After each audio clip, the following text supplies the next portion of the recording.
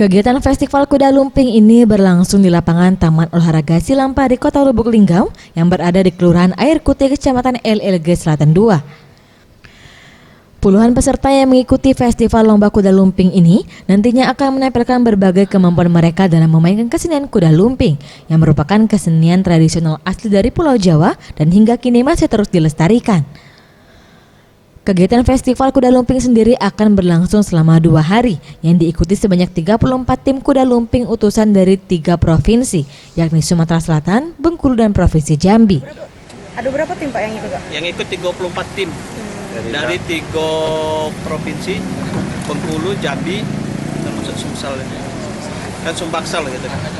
Positifnya ya merupakan kegiatan agenda tahunan gitu kan. Sementara itu, kegiatan lomba yang terbilang baru pertama kali digelar ini bertujuan untuk menjalin silaturahmi sesama pecinta kesenian kuda lumping serta melestarikan kesenian tradisional kuda lumping agar terus terjaga. Tim Liputan Sriwijaya TV.